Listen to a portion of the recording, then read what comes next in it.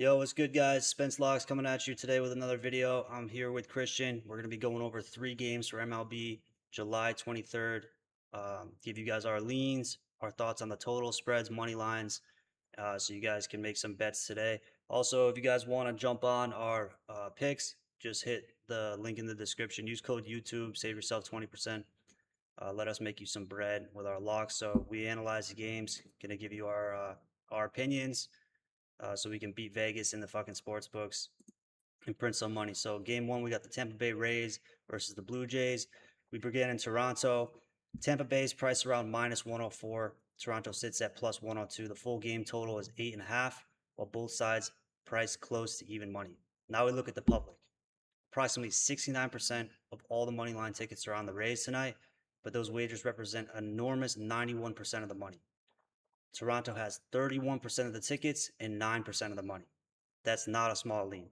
The Rays are carrying nearly the entire financial weight of the money line market.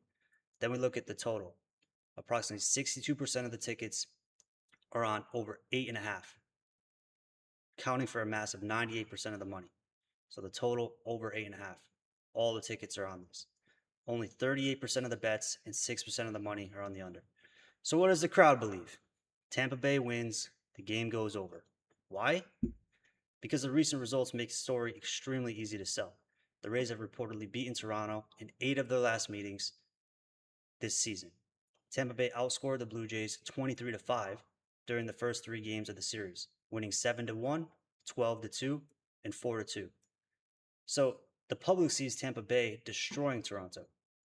Then when it sees Shane Bieber's season and expects the Rays to score again. That is exactly the kind of trend casual bettors chase. We're not casual bettors, guys. Like I say, you come here, you learn about sharp strategies and how to be a sharp bettor, not chase the public. They're looking backwards and assuming the same result must continue. Now, I agree. Tampa Bay has a stronger team profile, but when 91% of the money is sitting on one side, I refuse to call that side some secret sharp discovery.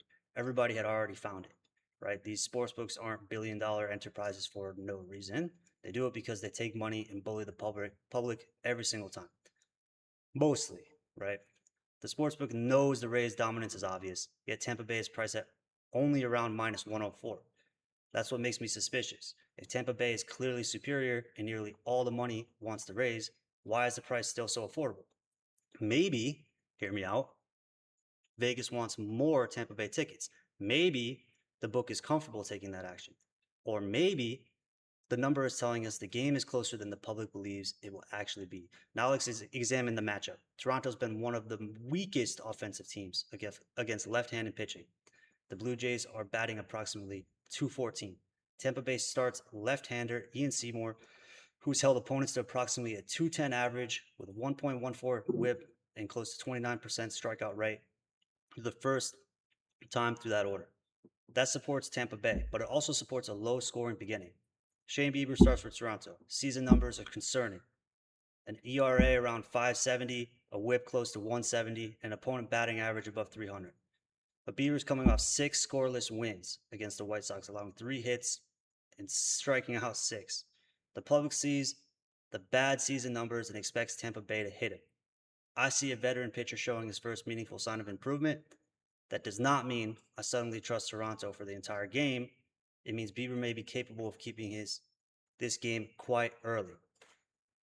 This is why I want to stay away from the public's full game over with 94% of the money on over 8.5 runs for the total. The over is the loudest position in this game.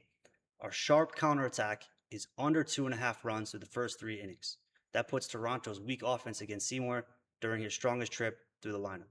It has Bieber for only 3 respectable innings, and it keeps us away from a bullpen uncertainty later on in the game.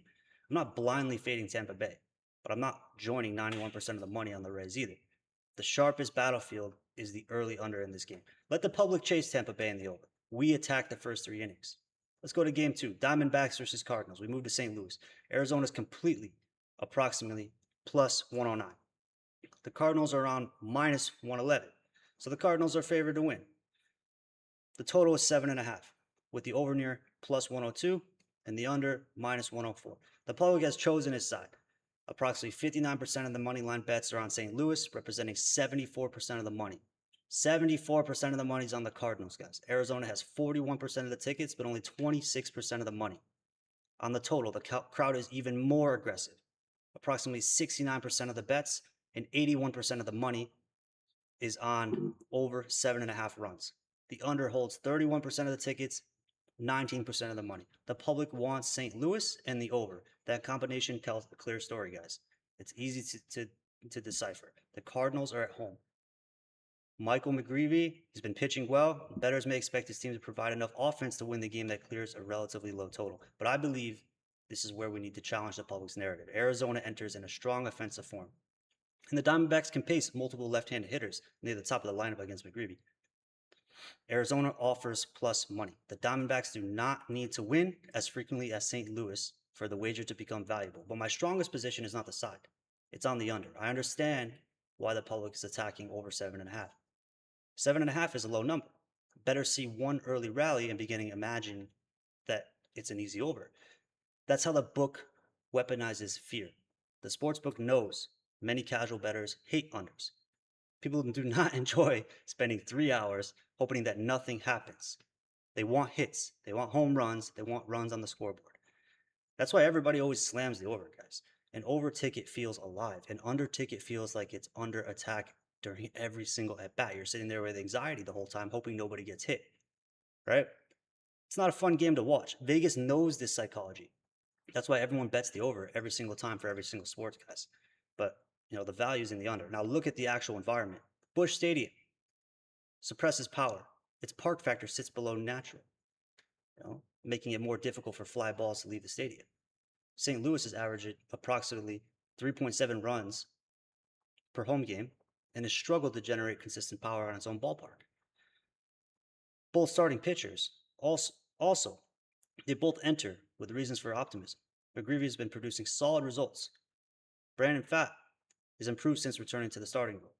This is also a one-game makeup contest inserted into an unusual travel schedule. Both teams must interrupt their normal routines, play one isolated game, and immediately move on. That can produce a flat environment rather than an offensive explosion. Yes, 7.5 runs is uncomfortable. Yes, McGreevy's underlying statistics suggest possible regression. And yes, both bullpens can create late game chaos. But the public has placed 81% of the money on the over. If we call ourselves sharp bettors, guys, we can't spend the entire night standing beside the crowd and pretending we found an independent edge. Like I always say, get away from everybody else. Everybody else is lined up outside one door.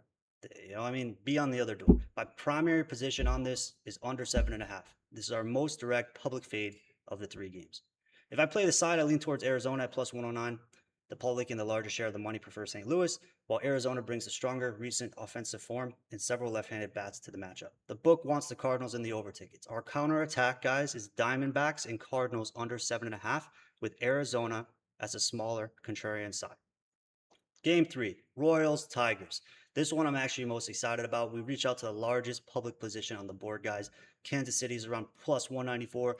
Detroit approximately minus 199. Tigers are heavily favored to win the game. The total is 8.5 runs on the game. Here come the public Tigers. Approximately 86% of the money line ticket and 93% of the bets represent Tigers money line. On the run line, 76% of the tickets and 96% of the money are backing Detroit minus 1.5. So Detroit to win the game by more than 1.5 runs. Read those numbers again. Detroit is carrying 93% of the money and 96% of the money on the run line. So 93 on the money line, 96% on the run line. It's not merely a popular favorite. It's like this is the public's supposed lock of the day. Everyone believes Detroit wins. A huge share also believe the Tigers win by multiple runs. And honestly, the matchup gives them plenty of reasons. Troy Melton, pitching for the Tigers tonight, enters with an ERA of 180, a whip close to 87, and over 17 and 1/3 innings. He's allowed only one earned run while striking out 25 batters. He uses 6 pitches, and he has a fastball slider combination that directly attacks Kansas City's weakness. The Royals may also be without Bobby Wood Jr. and several additional players. The road offense has been among baseball's weakest to this date, and their road bullpen has struggled. Detroit should win. I mean, it looks like a lock, but Vegas didn't become Vegas by losing every time. 93% of the money lands on one team. Now, the sportsbook has made the Tigers nearly minus 200. Bettors must risk approximately 2 units just to win one. That means a single Kansas City upset can erase the profit from multiple Detroit victories, guys.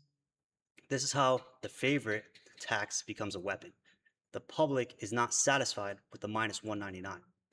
So it moves to Detroit minus 1.5 at plus money. So Detroit to win the game by by two runs essentially. Then it adds the Tigers to parlays. Then it starts calling the game guaranteed. That's when discipline disappears. I'm not going to take Kansas City blindly simply because the Royals are unpopular. Melton's matchup is too strong for me to declare Kansas City the sharp side without additional evidence. The Tigers are the better team. Tigers have the better pitcher, but for many reasons, many people will take the Royals because of the profit not being good if you take the Tigers, unless you're throwing substantial amount of money. Like I said, it's 2-1. Instead, I want to avoid the crowded full game markets and isolate Detroit's actual advantage. My position is Kansas City under 1.5 runs through the first 5 innings. That allows us to back Melton pitching for the Tigers, joining 93% of the money on Detroit's full game money line, or without joining it. So we basically get to back the Tigers without joining 93% of the fucking public on the money line. We don't need the Tigers to score. We don't need their bullpen to protect the lead. We only need Melton to control Kansas City early, which he's been 5-1 on his last 6 games. The full game total gives us another clue. The under has approximately 52% of the bets, but around 75% of the money. The over has 48% of the tickets and only 25% of the money. That is different from other markets. The ticket count is almost even, but considerably more money is attached to the under. That can indicate, guys, a larger average wagers on the lower scoring side. It doesn't prove that professional bettors are responsible. However, it's the kind of split sharp bettors monitor. Our matchup analysis already points towards Kansas City struggling to score. And on the larger money total position points in the same direction. I like Randy Dobnak and under 3.5 strikeouts. He can remain under the number by failing to create enough swings and misses, or if Detroit can attack him and force an early exit. Either path works, guys. The public is attacking Detroit money line and Detroit run line. We're attacking Kansas City's early offense and Dobnak's strikeout ceiling. Same matchup advantage. Less exposure to the public and most crowded position. Let's recap. Tampa Bay versus Toronto, 91% of the money, 94% of the total money is on the over and on the money line. We're staying away from it. We're staying away from the public. Arizona versus St. Louis. 74% of the money is on the Cardinals, 81% of the money on over 7.5. We're attacking under 7.5 with Arizona, plus money as a superior, smaller, contrarian position. And the third game, Kansas City versus Detroit. The Tigers hold 93% of the money line and 96% of the run line money. We're not paying the public tax. We're targeting Kansas City under 1.5, first 5 inning runs, and Randy Dobnak under 3.5 strikeouts. Those are our positions. The public is not automatically wrong, right? Vegas doesn't simplify a flip and switch, make popular bets lose, but the public repeatedly falls for the same bait. Recognizable names, recent blowouts, massive favorites, overs, parlays, and the belief that one team cannot simply lose. Sharp bettors, guys, we think differently over here. We don't ask which ticket feels the safest. We ask whether the profitability is greater than the price. We monitor where the crowd is going. We examine where the money is concentrated. Then we decide whether to move against it, avoid the market, or find a more precise angle. Vegas has a larger bankroll. Vegas sets the lines. Vegas collects the margin, but it can't force us to follow the crowd. That's why sharp bettors are the sportsbook's greatest enemy. We don't provide blind action. We don't pay any price for the obvious favorite. We do not walk into the same trap simply because thousands of other bettors are already standing there. We wait, we study, and when Vegas leaves an opening, we strike. No wager is guaranteed, and nobody should risk the money they can't afford to lose. Those public splits are one snapshot from one source and can change before game time. But this is the battlefield in front of us. The public has chosen our side, and now we choose ours. If you're joining us, guys, smash the like button, drop a comment, subscribe to the channel. We're going to be giving away sauce every single day. I'm going to try to do an analysis for these games every single day. I'm firing on them. Check out my winnable link in the description. Use code YouTube if you want a 20% discount on my month pass. I'll catch you guys in the next one. Me and Christian are out. Peace. Peace.